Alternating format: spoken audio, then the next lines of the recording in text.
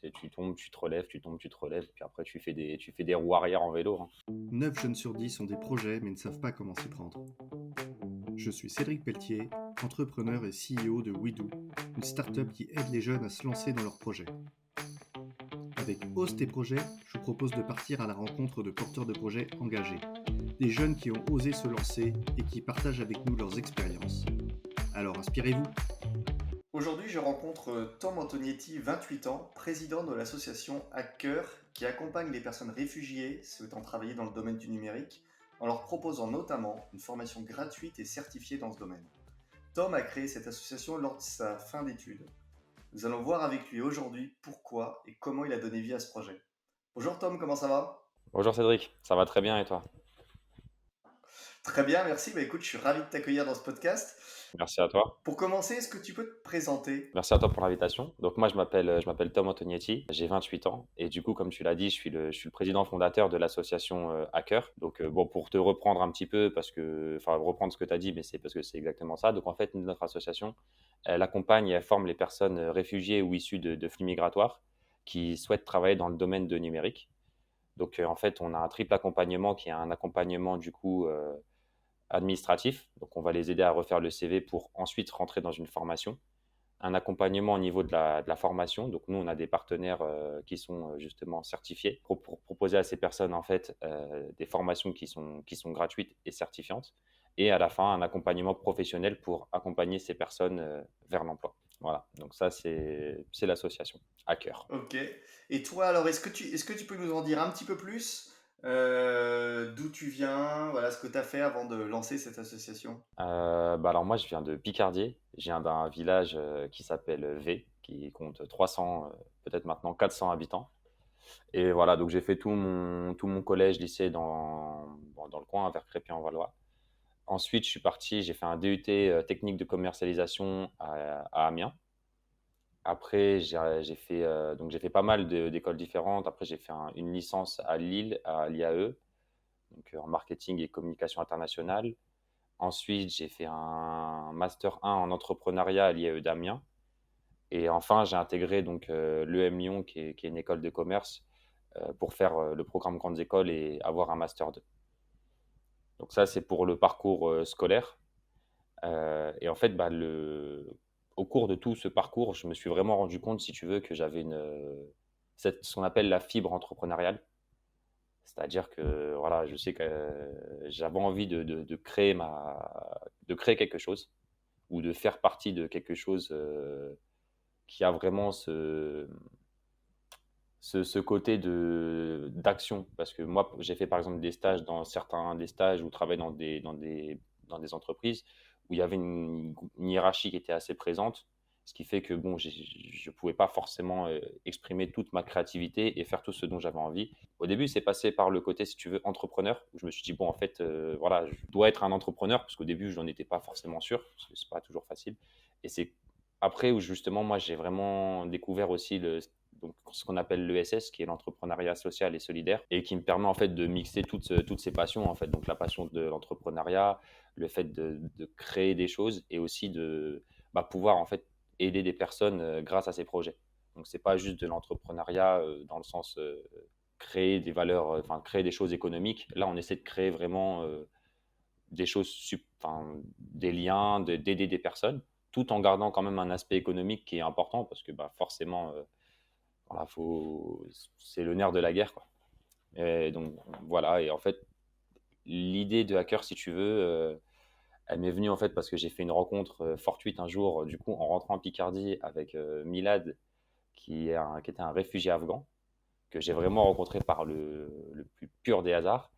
Et on s'est mis à échanger et son parcours m'a vraiment touché parce que lui, en fait, était journaliste en Afghanistan, avait dû venir en France et il trouvait pas de travail alors que normalement, il aurait pu avoir, il avait les compétences, par exemple, d'un bac plus 5 ici en France, mais même au McDo, vu qu'il y avait cette barrière de la langue, etc., il pouvait rien trouver. Donc moi, je suis parti de ce premier problème-là, en fait, qui était le fait que, enfin, un problème que j'avais constaté, qui était qu'il y avait forcément de plus en plus de personnes réfugiées et de plus en plus de flux migratoires et qu'il y allait en avoir de plus en plus parce que guerre, parce que réchauffement climatique, etc. Donc c'est quelque chose qui va faire partie de notre quotidien. Et en parallèle, en fait, moi, j'avais vu qu'il y avait, enfin, voilà, le métier du numérique, tout ce qui est développeur web, développeur d'applications, tout ce qui est lié aux outils numériques, justement, c'est des métiers en fait qui sont en plein essor, qui permettent de bien gagner sa vie. Et du coup, je me suis dit en fait qu'il y avait des synergies à créer, et c'est comme ça qu'est née l'association Hacker. D'accord, donc finalement, tu es parti de l'entrepreneuriat pour aller vers l'entrepreneuriat à impact. Et aujourd'hui, cette association. Et alors, tu nous as bien expliqué comment finalement tu as eu cette idée. Tu as eu cette idée par une rencontre. Euh, quel a été finalement le déclencheur qui t'a incité à te lancer en fait? Alors, je ne sais pas s'il y a eu un déclencheur particulier. En fait, moi, si tu veux, justement, j'avais cette tendance à parfois me dire, ah, est-ce que c'est une bonne idée? Est-ce que c'est une mauvaise idée? Est-ce que c'est une bonne idée? Ah oui, ah non, ah oui, ah non, et à rien faire, à trop penser.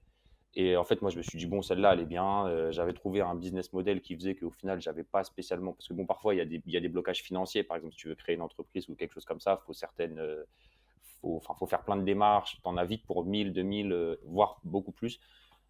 Ce qui peut faire un blocage. Moi, là, comme c'était vraiment une structure associative, je me suis dit, bon, voilà, let's go. De toute façon, on va se lancer. On verra si ça marche, si ça marche pas. Donc, on l'a créé en, je crois que c'est février 2020. Donc franchement, on a eu de la chance parce que, enfin, on a eu de la chance. Je sais pas si c'est de la chance ou c'est qu'on s'est accroché, mais en fait, on l'a créé.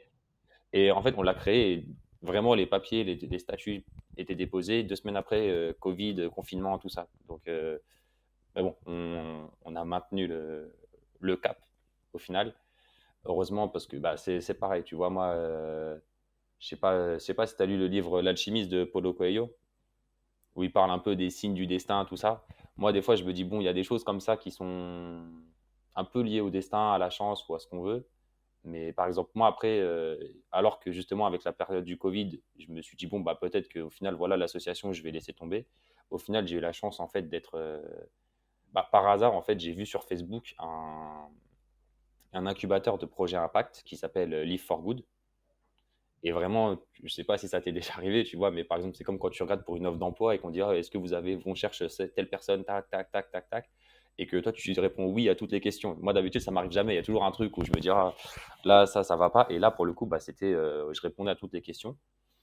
Du coup, j'ai postulé, j'ai été pris. Et en fait, vraiment, c'est ce qui m'a permis pendant cette période qui était compliquée, parce que, enfin voilà, Covid, moi à la base, l'association, on s'était dit, bon, on va organiser, je sais pas, on va louer des salles, on va trouver des salles dans Paris, on va essayer de faire venir des personnes et de les former, mais en physique. Donc là, ça faisait changer tout le business de l'association, enfin le modèle de l'association. Et du coup, justement, ça m'a permis cet accompagnement-là, bah, de, de, déjà de garder le cap. Et même moi, tu vois, d'un point de vue personnel, donc vraiment d'entrepreneur, ça m'a débloqué plein de points qui peut-être, il y a beaucoup de personnes qui en ont, tu vois, ce qu'on appelle des croyances limitantes. Le côté, ah, bah, je vais le faire, mais ça va pas marcher, alors que en fait, tu peux pas savoir si t'as pas essayé. Tu sais, le côté où tu te dis toujours quelque chose dans ta tête, mais en fait, il y a que toi il y a que toi qui le sais. Les autres, quand ils vont te voir, ils vont dire, c'est ça. Tu te bloques toi-même. Non, non, mais c'est un classique dans l'entrepreneuriat, c'est de te bloquer toi-même. Et c'est fou, hein. C'est fou parce que moi, franchement, là, ça m'a vraiment fait un électrochoc parce que si tu veux, c'était un incubateur où il y avait une cinquantaine de projets. Franchement, c'était en fait, c'était un incubateur bah, d'ESS justement, donc c'était que des projets à impact. Mais moi, je voyais les projets, je me dis, ouais, c'est des projets, ils sont tous plus incroyables les uns que les autres. Et en fait, toutes les personnes avaient soit le côté, tu sais, soit le syndrome de l'imposteur, soit le, et du coup, je me suis dit, mais en fait, c'est pas normal. Je me dis, bon, faut travailler sur ça. Et du coup, bah, ce qui est bien, c'est qu'ils nous ont fait faire des petits exercices, des petites préparations, qui fait que, bon, bah voilà, maintenant, on a passé le cap. Mais effectivement, je pense qu'il y a beaucoup de gens qui, comme tu le dis, n'osent pas forcément passer le cap de la mise à l'action. Alors que, bon, c'est comme quand tu fais du vélo, hein. Si tu te dis, bon, là, je vais tomber, oui, bah, enfin, en fait, on apprend, tu tombes, tu mets des roulettes, tu te relèves, après, tu prends l'équilibre, tu prends le truc, et c'est que de l'adaptation au fil du temps. Ça a été une grosse phase. Enfin, le Covid, de ce que j'entends, le Covid a été pour toi un gros accélérateur sur toi-même. Ça a été vraiment le Covid et puis depuis cet accompagnement qui t'a permis vraiment de te dire, en fait, je vais enlever les verrous, je vais me lancer. Comme tu dis, en vélo, bah, s'il faut tomber, on va tomber, mais je sais, mais après de tomber, on se relève. Ouais, tu mets des protections, quoi. Tu fais attention pour pas pas trop te faire mal et puis après, non, c'est ça, c'est ça. Beh, tu vois, le truc et c'est là aussi où quand je te dis, bon, voilà, il y a des entre guillemets «des mindsets» d'entrepreneurs, c'est parce que tu as des en fait, c'est vraiment transformer des problèmes en opportunités. Tu vois, là où le covid, au final, ça aurait pu être un et ça a été pour plein de gens un gros problème. Bon, même moi, pour tout le monde, hein, mais au final, ça m'a apporté et je m'en suis servi comme une opportunité par la suite et donc ça, je pense que voilà, c'est des au final, ouais, là, avec le recul, je me dis: «Bon, heureusement presque». Enfin, en tout cas par rapport à ça. Ouais, c'est bah, exactement. Je pense que tu dis quelque chose de super intéressant. Et je pense que pour ceux qui se font de l'entrepreneuriat, c'est le côté euh, ce qui est un problème pour beaucoup de monde est souvent quelque chose qui crée des opportunités parce que c'est souvent de là que part l'initiative entrepreneuriale, que ce soit une entreprise à impact, que ce soit une entreprise traditionnelle ou une association. Donc effectivement, c'est au contraire dans ces moments-là finalement qu'il y a le plus de choses.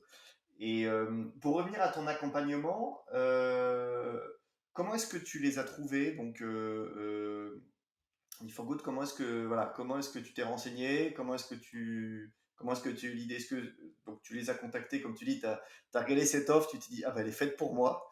Comment est-ce que tu es tombé dessus? Bah, pareil, hein, franchement, un peu le hasard. C'est-à-dire que moi, je me baladais sur Facebook et là, je vois un message sur, du coup, un des groupes, de l'EM Lyon sur Facebook qui dit: «Vous êtes» enfin, tu sais, «OK, vous avez un projet, d'entrepreneuriat ou alors une idée de projet et vous souhaitez la mettre à exécution». En fait, c'était une personne donc que je salue, hein, parce que qui s'appelle Hamza, du coup, qui lui l'avait fait l'année dernière. Et il disait que vraiment c'était un programme, exceptionnel parce que déjà c'était avec auprès du CEDEP, donc qui fait partie de l'INSEAD, qui est un des meilleurs, centres de formation, du monde, hein. Je crois qu'ils ont un des meilleurs MBA du monde et donc c'est un Live for Good, c'est un programme qui a été créé par, Jean-Philippe Courtois, qui est, je crois, il est numéro 2 de Microsoft si je ne m'abuse. Mais du coup, vraiment, moi après j'ai vu le message, j'ai contacté Hamza. Je lui ai dit: «Oui, voilà, je lui ai parlé de mon projet, je lui ai dit: «Est-ce que tu penses que ça pourrait le faire?» et il m'a dit: «Oui, oui, vas-y, fonce, ils sont super bienveillants, ton projet, je pense qu'il correspondrait parfaitement. Dans tous les cas», enfin lui, il m'a vraiment expliqué que c'était une expérience, extraordinaire, qu'il avait vécue et pour le coup, ben, j'en suis très reconnaissant parce que du coup, c'est ce qui m'a permis de me lancer et bah, voilà, de toute façon, tu dis: «Bon, tu vas», si tu veux, c'est une sorte de sélection. Il y avait plein de différents projets, comme quand, par exemple, tu vas intégrer une école, par exemple. Donc dans tous les cas, moi, je me suis dit: «Bon, ça me coûte rien de y aller, on va tester» et puis voilà, hein. Après au final, ça s'est bien passé. L'entretien, s'est très bien passé. J'ai été accepté et la formation, déjà, ça m'a permis de rencontrer des super personnes qui partagent aussi cette passion de l'ESS parce que tu vois, encore une fois, il y a le côté, bon, entrepreneur dans le sens, c'est la mentalité, mais le côté volonté de faire, voilà, d'avoir cet impact, c'est différent de quelqu'un qui va se dire: «OK, moi, je veux juste créer le futur Instagram», quoi. Parce que là, tu as vraiment ce côté de dire: «OK, moi, voilà, je veux avoir», il y a cette notion d'impact qui rentre en compte. Et du coup, ouais, ils ont fait un accompagnement. Bah, c'est un accompagnement déjà qui booste ton projet, parce qu'après, il y a différents types. Donc, il y a soit, par exemple, si tu viens avec une sorte d'idée ou un projet qui est à peine créé, comme moi, c'était le cas, je venais juste enfin, j'avais rien fait du tout, j'avais juste déposé les statuts et j'avais l'idée en tête. Donc, ils te font travailler voilà, en groupe sur ton projet avec des personnes qui ont déjà des projets qui ont un peu plus d'expérience, qui ont 2 3 ans et qui sont eux donc qui s'appelle le booster, donc qui est la partie d'accélération et donc non franchement, bah, là d'ailleurs j'en profite, hein, parce que là si jamais il y a des gens qui nous écoutent, je crois qu'en gros il y a donc c'est aussi je le dis, mais c'est une formation qui du coup est quasi gratuite. Donc en fait nous on avait fait, c'est 3 fois 5 jours au logé à l'INSEAD. Ça tourne autour de je crois entre 200 et 500 600 €, ça dépend des personnes un petit peu. Mais vraiment pourtant tu vois, j'ai fait l'EM Lyon qui était une très grande école, mais là ce que ça m'a apporté c'était incroyable parce que là, il y a du coup, ils font les appels à projets du coup pour la prochaine promotion du 9 au 19 juin. S'il y a des personnes que ça peut aider, c'est avec plaisir. Bon, bah super. C'est le bon moment, n'hésitez pas. Et comme le dit Tom, candidatez. Lancez-vous, hein. Tu parles beaucoup du fait d'avoir rencontré d'autres entrepreneurs à impact. Qu'est-ce que ça t'a apporté, justement, les rencontres avec tous ces autres entrepreneurs? Alors, tu nous as déjà dit un petit peu, mais voilà, qu'est-ce que... Déjà, le fait ça peut être bizarre, mais de dire bon, je suis pas seul entre guillemets, tu vois, de se dire bon, enfin, comment dire, c'est pas forcément le premier truc qui va venir en tête des personnes, de se dire bon, voilà, je vais faire une entreprise à impact.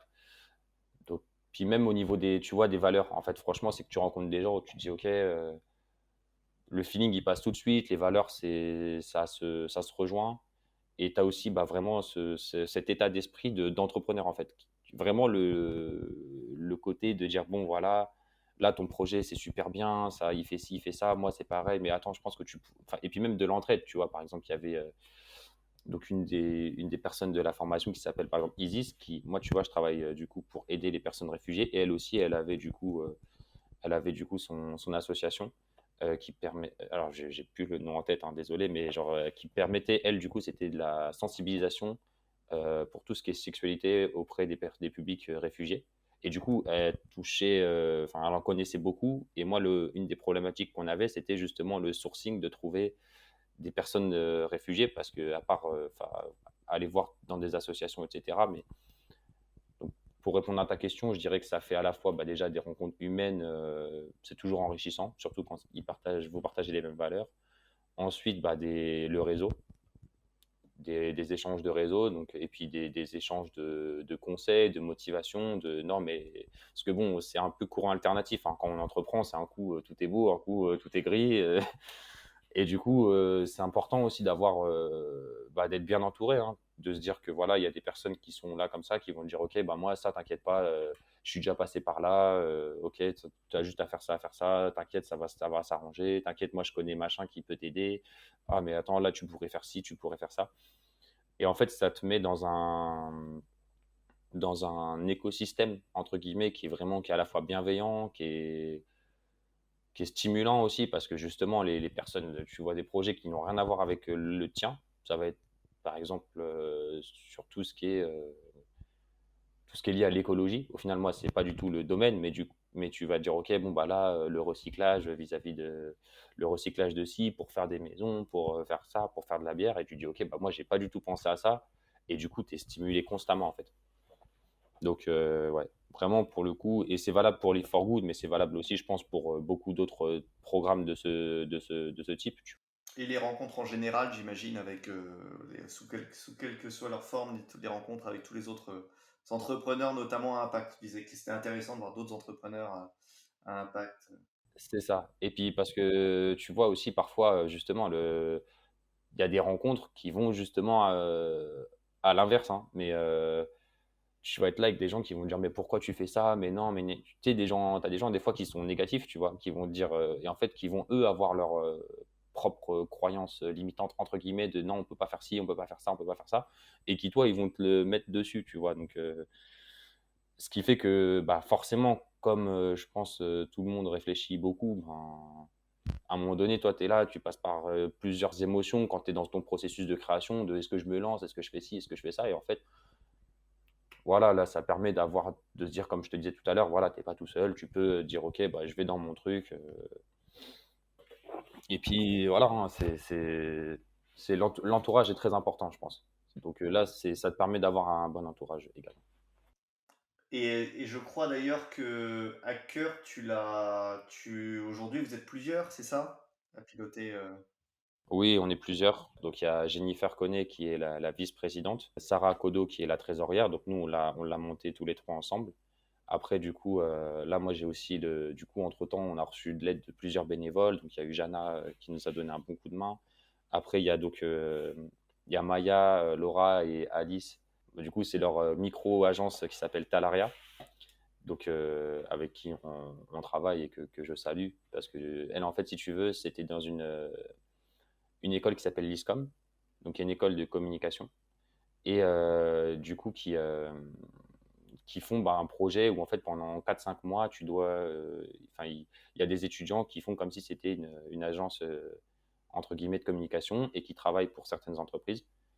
Donc nous, voilà, moi, et encore une fois, là, tu vois, le contact de l'ISCOM comme ça, c'est parce que quelqu'un de Live4Good me l'a donné, qui m'a dit, bon, ben voilà, tu peux envoie un mail à cette personne, elle va te dire peut-être que voilà, tu auras des gens qui seront intéressés pour t'aider.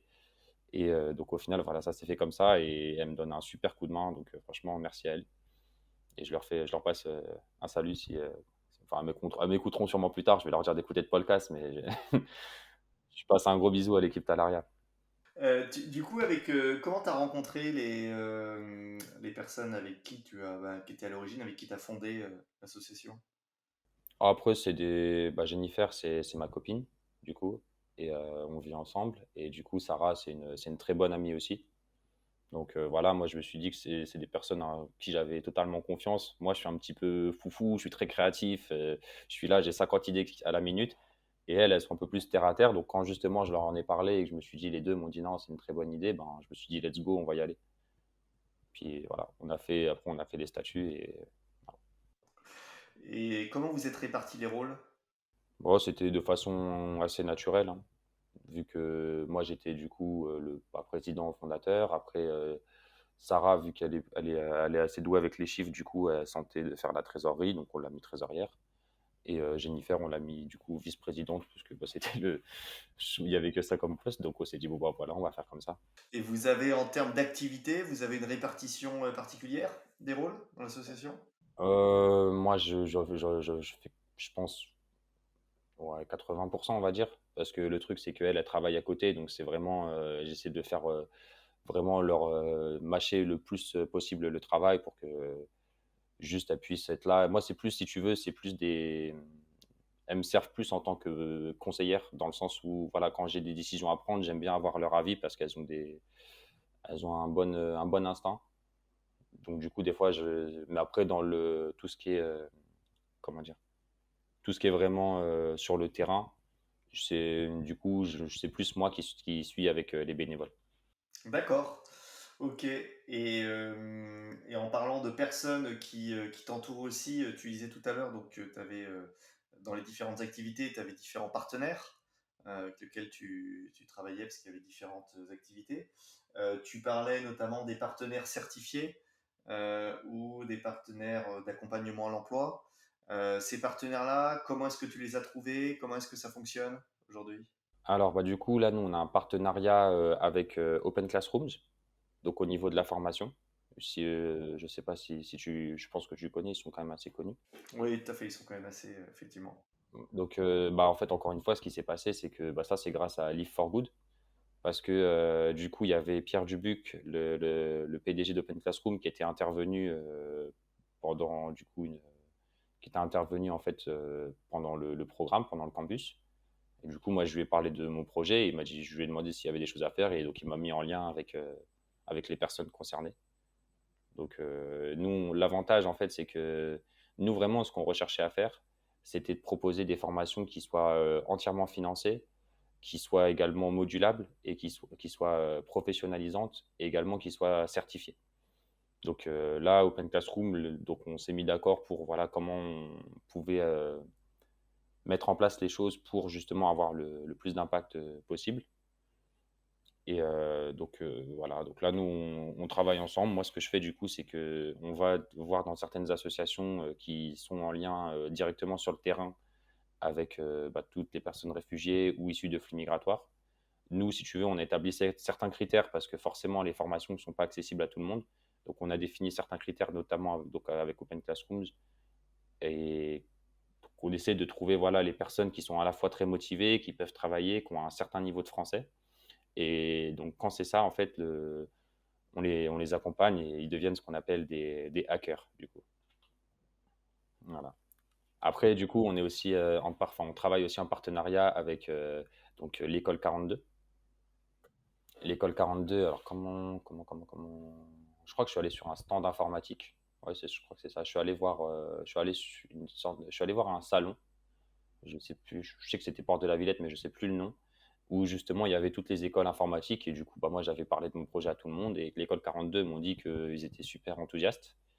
L'avantage, c'est que l'école 42, c'est une école qui était, un peu plus accessible parce que moi, une des problématiques qu'on a par exemple avec Open Classroom, c'est de trouver des personnes, par exemple, qui ont le niveau en français de B2, tu vois? Donc c'est pas toujours évident. Là où, par exemple, 42, 42, il pour accéder à la formation, un niveau A2, ça peut être suffisant.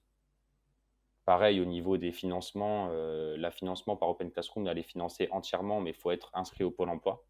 Alors que 42, il faut, enfin les financements sont propres, il y a des systèmes de bourse et cetera et en plus, donc il y en a une qui est entièrement à distance, donc Open Classroom qui se fait en ligne et 42 qui est physique.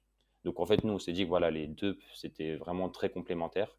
Après, on a également établi un partenariat avec une école qui s'appelle ADA Tech School, mais ça, c'est vraiment pour les profils qui sont très, très avancés parce que c'est une formation, alors c'est du entre guillemets, hein, je veux pas, je veux pas, mais c'est entre guillemets un type, Montessori de l'école d'informatique. C'est-à-dire qu'ils essaient de faire un petit peu des choses différemment et du coup, c'est super intéressant si on arrive à permettre à des personnes d'y aller parce que je pense que moi, j'aime bien la façon dont ils voient l'apprentissage, mais c'est juste que voilà, pour l'instant, on n'a pas encore réussi à leur permettre d'avoir des élèves parce que, ben, le niveau en français, c'est compliqué d'avoir des niveaux C1, etc. Donc, pour l'instant, mais voilà, il y a un partenariat et si jamais je trouve des personnes. En fait, nous, l'objectif, c'est vraiment de rencontrer les personnes, réfugiées en l'occurrence, de voir avec elles quel serait parmi ces trois partenaires le plus, bah, ce qui leur correspondrait le mieux. Est-ce que c'est plus intéressant un cours, par exemple, modulable en ligne où tu peux faire, en fait, tu peux travailler de 16 heures à 22 heures, ou alors est-ce que c'est plus intéressant pour toi d'avoir vraiment la structure de 42? Et en fait, vis-à-vis de ça, du coup, on les aiguille et on les aide à rentrer dans les formations. Et puis il y avait une question dont je pense que tu y as à peu près répondu, mais c'était comment est-ce que tu arrivais justement à proposer ces formations-là gratuitement? De ce que je comprends, tu as certains partenaires qui, par d'un système interne, en fait, ben, te proposent finalement, te permettent, proposent des formations gratuites tout simplement. Et puis d'autres où en fait après c'est un remboursement avec des aides d'organismes type, tu parlais de Pôle emploi. C'est ça. Après, il y a aussi parfois l'alternance. On n'a pas encore utilisé ce process, mais par exemple, l'alternance peut être un moyen d'obtenir une formation gratuite. Enfin, elle n'est pas gratuite. Elle est gratuite pour la personne, mais elle est financée du coup. Mais dans tous les cas, les formations gratuites, ouais, c'est à part YouTube, ça n'existe pas vraiment. Mais là, c'est vraiment, nous, on insistait sur le financement parce que déjà, enfin, c'était une des premières choses en fait qu'on a cherché à faire. Bah, là, pour te donner l'exemple, c'est que même avant, tu vois, quand je te parlais de la création, là, février 2020, moi, j'avais aucune idée de tout ça. Je me suis juste dit, bon, moi, je voyais le schéma dans ma tête, j'avais mis le plan sur un papier, je me suis dit, bon, il y a des synergies de partout, ça devrait le faire. Et en fait, j'ai foncé et tu vois, je vais dans un truc, je vais à Live for Good, je vais dans un incubateur, oh, je rencontre une personne comme par hasard, Open Classroom, oh, les choses se sont faites assez naturellement et après, voilà, faut se bouger aussi. Ça s'est beaucoup fait par les rencontres, de ce que j'entends. Ah bah, de toute façon, tout seul, tu vois, tout seul, pas grand-chose, hein. Les bonnes rencontres au bon moment, mais ça, je pense que c'est des choses qui se provoquent. De toute façon, c'est comme il dit, je crois que c'est Woody Allen, il dit: «Ouais, dans la vie, 80 ça consiste à être là». Donc tu viens, tu te pointes et après, bon, tu vois comment les choses se passent.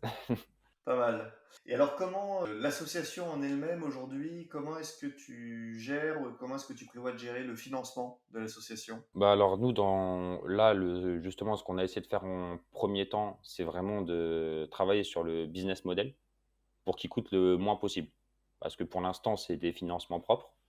Et donc là, nous, en gros, le système pour que, par exemple, une personne réfugiée puisse avoir bon, si l'accompagnement se finalise tout comme prévu et un CDI, il y a l'ordinateur, en gros, il y a le souci du matériel informatique qui peut être à gérer. Après ça, pour l'instant, les personnes en ont, donc ça va. Mais de l'accompagnement du début jusqu'au CDI, en fait, nous, ça ne nous coûte pas d'argent, si tu veux. Parce que c'est que du temps de OK, on t'accompagne. Après, une fois que tu es en formation, bah, on te suit. Et une fois que voilà, tu as fini la formation, on t'aide à trouver un travail ou un stage ou une alternance, ou n'importe. Mais en soi, nous, tu vois, on n'a pas de locaux. Il n'y a pas la volonté d'avoir des salariés pour l'instant. Non, non, non, bah, tu sais, c'est pas forcément. Enfin, pourquoi pas, hein, moi, on verra ça par la suite. Là, déjà, dans un premier temps, moi, ce que je cherche à faire, c'est déjà à avoir un impact, tu vois, qui permet au moins d'arriver, parce que nous, pour l'instant, donc on accompagne des personnes, mais il n'y a pas encore de personnes qu'on a accompagnées du début vers un CDI. Moi, c'est déjà ce que je cherche dans un premier temps. Après, au niveau des financements, bon, on a pensé à des dons, enfin, tu sais, c'est des dons, des demandes, des appels à projets. Et c'est comme ça pour l'instant, on va procéder. Après, si on veut passer à un changement d'échelle parce qu'on se rend compte qu'il y a des opportunités, ben, on y réfléchira. Mais pour l'instant, on, ouais, on limite déjà les coûts. On n'essaie pas forcément de faire rentrer de l'argent, mais c'est un peu système D, entre guillemets, mais on limite les coûts au maximum. Et tu parlais d'accompagnement à l'emploi, là, justement de prise de CDI. Comment est-ce que ça s'organise au sein de Hacker pour aider justement à accompagner, à trouver un emploi? Bah alors là, du coup, on est en train de mettre en place ce qu'on appelle le triangle d'or. Nous, si tu veux, une fois qu'une personne est prise en charge, en fait, comment ça se passe concrètement, c'est que du coup, nous, on a des partenaires sur le terrain qu'on va démarcher, à qui on explique le fonctionnement de l'association, les types de profils qu'on recherche. En fonction de ça, donc nous, on va rencontrer les personnes, on voit ce qu'elles veulent faire, ce qu'il est possible de faire.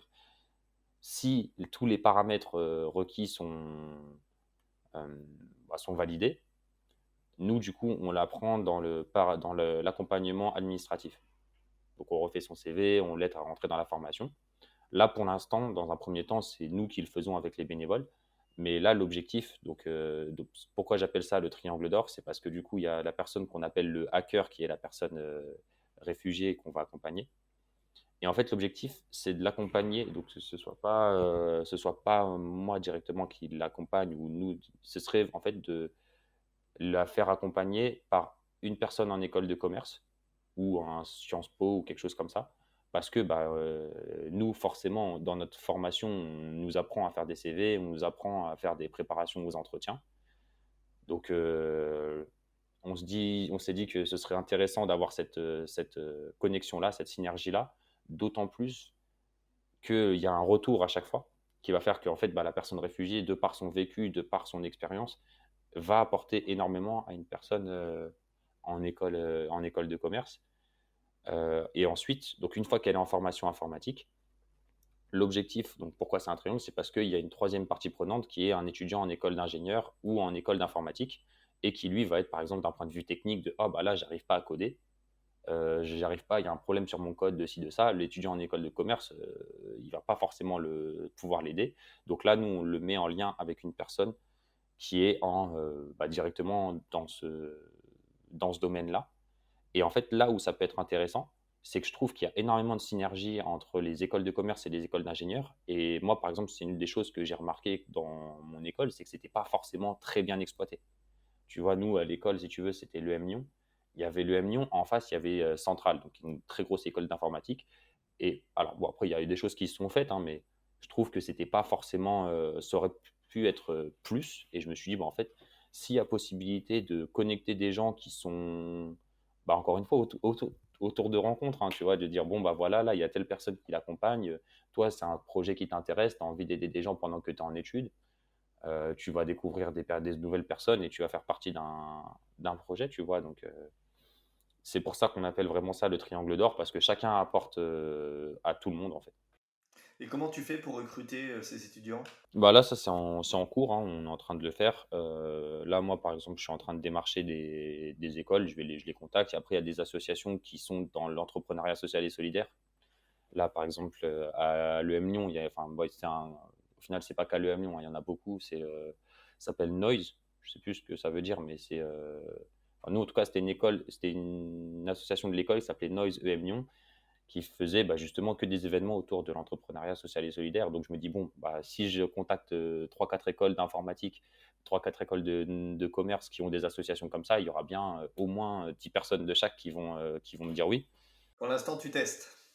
Donc là, pour l'instant, c'est le stade où on en est, tu vois. Donc, on n'a encore rien fait, mais c'est ça, on va voir. Après, si jamais je trouve pas, bah, je chercherai autre chose, mais pour l'instant, c'est comme ça qu'on a prévu de faire.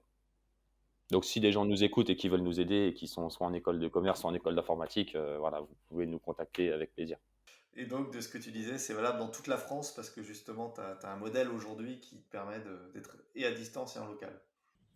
C'est ça. Bah, après, c'est plus facile à Paris, tu vois, pour faire des rencontres, mais en soi, dans les faits, là, je peux très bien, oui, ça peut très bien se faire. Moi, je favorise quand même les rencontres, si possible, physiques. Tu vois, je pense que c'est mieux, mais effectivement, en soi, dans le modèle, enfin, maintenant, tu fais un Skype, un coup de téléphone, ça peut très bien se faire avec un étudiant qui est à Paris, l'autre qui est à Lyon et la personne réfugiée qui est à Calais, tu vois. En soi, voilà, tac, tac, tac, OK, tu fais ci, tu fais ça, na na ton CV, tiens, on le refait ensemble. Ah OK, bah, voilà, tu te prépares aux entretiens. Ah bah, ça, faut faire ci, ça, faut dire ça. Ça, non, ouais, vite. OK, tu es dans la formation. Là, tac, tac, tac, tu as du mal, tu appelles cette personne et après pareil dans l'aide à l'emploi, bah, il y a le côté où on va essayer de le faire un peu par la suite, mais tu vois, développer un réseau d'entreprises aussi qui nous aide soit à mettre en place tu sais, le premier stage ou l'alternance ou quelque chose comme ça, mais ça, on travaille dessus du coup avec nos partenaires aussi, nos partenaires d'organismes de formation. Bon, bah, ça fait un bon chemin parcouru, ça fait déjà pas mal de choses qui ont été développées. Est-ce qu'il y a des ressources que tu as utilisées pour te former sur des sujets sur lesquels bah, ta formation t'as pas forcément complètement formé et, et qui t'ont aidé en fait bah, justement à faire tout ça, à monter tout ça? Ou des livres marquants que tu as lus, des blogs que tu suis, des vidéos YouTube. Alors, tu nous as parlé de l'accompagnement qui a été très important pour toi, donc ça, voilà, ça, c'était un vrai booster, voilà. Mais est-ce que toi-même, est-ce qu'il y a des choses, voilà, que tu as parcourues qui t'ont marqué, ou tu te dis que tu nous as cité l'alchimiste tout à l'heure? C'est ça. Après, c'est plus dans une démarche personnelle, tu vois, de développement personnel, on va dire. Là où moi j'ai eu la plus grande difficulté, c'est vraiment de passer ce cap-là, de dire: «Bah, écoute, ce que les gens vont penser, ce que les gens vont te dire, ce que ci, ce que ça, fais les choses». Et ça, je pense que, bah, comme je te disais tout à l'heure en off, moi j'ai écouté beaucoup de podcasts, j'ai regardé, j'ai écouté des livres audio, bah, tu sais, ouais, des vidéos sur YouTube. Enfin, après, je n'aurais pas forcément de nom en tête, mais si, tu vois, par exemple, tu as des gens comme, par exemple, moi j'aime bien un podcast qui s'appelle We Hustle. Alors, bon, du coup, tu vois, à chaque fois, c'est pareil, une sorte de podcast qui rencontre des personnes qui racontent leur parcours et où justement, ils racontent leurs échecs, mais surtout leurs réussites. Et c'est intéressant de voir bah, le côté, bah, tu sais, le parcours, en fait. Tu dis, bon, bah, en gros, chaque parcours est unique, mais le truc, c'est que, ben, moi, pour moi, ce qui est commun, c'est vraiment ce côté de ne pas lâcher le truc, tu vois, de dire que voilà, peu importe les circonstances, peu importe ce que les gens vont dire, peu importe ce qui va arriver, si tu as envie de faire un projet, fais-le. Après, il y a toujours bien évidemment des petits soucis, on va dire, tu vois, entre la théorie et la pratique, c'est jamais la même histoire. Mais tu pourras jamais tu pourras jamais connaître la pratique si tu commences pas. Donc, tu vois, moi j'avais fait un stage dans une entreprise en fait, donc dont le slogan c'était ça, c'était en théorie il y a pas de différence entre la théorie et la pratique, mais en pratique si. Et du coup j'avais trouvé ça sympa, tu vois, je me suis dit ouais c'est pas mal, pas mal, parce que c'est vrai. C'est pas mal, c'est à retenir effectivement. Ok, bah écoute, on est bientôt à la fin de cet échange où on a balayé pas mal de sujets. J'ai envie de finir avec 5 questions qui vont te demander une réponse courte. Si tu peux faire une réponse sur la forme d'une phrase qui te permettront aussi de résumer un peu finalement le parcours. La première question, c'est qu'est-ce que tu as préféré dans cette aventure? Les rencontres. Qui sont beaucoup revenus dans l'échange finalement à différents moments. Ma deuxième question, quelle a été ta plus grosse galère? Plus grosse galère, ah bah, le Covid. En vrai, au final je m'en suis sorti, mais ouais, sur le moment j'étais quand même là avec le recul ça va, mais là sur le moment quand j'ai vu le truc, j'ai fait oh là là, comme par hasard, tu sais. Vas-y, je lance mon premier truc, ça me tombe dessus, c'est quoi ça? Ouais, je pense qu'il y a beaucoup de monde effectivement qui s'est arrivé. Quelle a été la meilleure décision que tu aies prise? De me lancer, d'écouter aussi du coup les Sarah et Jenny. de me dire, en fait, ouais, puis l'entourage, et du coup, qui a permis de me dire, ok, ben vas-y, cette idée-là, elle est bien, elle est bonne, et vas-y, et on le suit. Et à l'inverse, qu'est-ce que tu ne referais pas? Dans tous les cas, c'est soit je perds, soit j'apprends. Donc, il n'y a rien que. Non, non, non, je referai tout comme ça. Après, non, pas de, pas de regret. Et j'arrive à la dernière question. Si tu avais l'occasion de te croiser à 18 ans, quel conseil tu te donnerais? D'acheter du Bitcoin. Mais ouais, non, je pense après, non, je me dirais, bon, bah, ça va, ouais, je me dirais, continue comme ça, hein. Ça va le faire. Après, c'est vrai que là, pour les plus jeunes qui nous écoutent, voilà, essayer de croire en vos rêves, parce que dans tous les cas, c'est les vôtres. Donc, si ça vient, moi, c'est ce que je me dis, c'est que si ça vient dans ma tête, c'est que c'est fait faut le mettre après en pratique. C'est-à-dire que voilà, une idée, c'est pas grand-chose en soi. Des idées, il y en a plein de gens en ont plein, mais la façon dont tu vas créer les choses, au final, c'est composé de tellement de choses qui font partie de toi, même inconsciemment, que si tu les fais, ben, dans tous les cas, ce sera bénéfique. Donc même si c'est demain de faire ça peut être dans tout et n'importe quoi, mais moi je pense que c'est important de créer, tu vois, que ce soit de l'art, que ce soit de la cuisine, que ce soit là en l'occurrence, moi c'est le côté entrepreneuriat, mais de créer quelque chose, ce serait voilà, lance-toi si tu as un truc, puis tu verras, hein. Les choses, ouais, t'apprends, de toute façon, c'est comme ça que ça se passe. Tu tombes, tu te relèves, tu tombes, tu te relèves, puis après, tu fais des roues arrière en vélo, hein. C'est ça, le vélo, on a déjà parlé. Top! Eh ben écoute, super, c'était la dernière petite question. On a parlé de plein de choses. On a parlé de l'importance des rencontres, dépasser ses barrières, des opportunités aussi du Covid, même si c'est quelque chose qui est arrivé, qui est un peu dur. On a aussi parlé du fait que bah, finalement c'était comme le vélo et que bah, en vélo on sait qu'on va un moment on va tomber, ça fait partie de l'apprentissage et ben il faut aussi anticiper en se protégeant, tu vas rajouter bien. Voilà, on a parlé aussi le fait de réussir à trouver des partenaires entre guillemets tout simplement en osant aller sur un salon et en s'adressant à différentes personnes, voilà et de plein d'autres choses. C'était super enrichissant. J'espère que tous ceux qui nous ont écoutés vont bien noter plein de petites choses qui vont les aider à soit se lancer, soit évoluer. J'ai été ravi en tout cas de cet échange. C'était top. Merci beaucoup Tom. Bah, moi aussi. Bah, merci à toi. Merci à toi, Cédric. On mettra toutes les informations avec le podcast pour pouvoir bah, suivre les actualités de Hacker. S'il y a des bénévoles qui sont partants ou des partenaires qui sont aussi partants, voilà. C'est avec plaisir, hein. Nous, comme j'ai dit, on est à l'écoute de tout, donc n'hésitez surtout pas, contactez-nous sur les réseaux, contactez-nous par mail ou allez voir sur notre site, sur nos réseaux, enfin voilà. Dans tous les cas, on est à l'écoute et on prend tout ce qui est bon à prendre. Top. Eh ben écoute, merci beaucoup et à bientôt. Merci à toi, Cédric. À bientôt. Merci d'avoir écouté cet épisode du podcast Osté Projet. N'hésitez pas à le partager autour de vous et de mettre une note 5 étoiles avec un gentil commentaire qui nous fera ressortir dans les classements. Si vous aussi vous avez une idée, mais que vous ne savez pas comment vous y prendre, vous pouvez vous lancer sur widoo.com, notre équipe est là pour vous aider. Le lien est disponible dans la description du podcast. À très vite!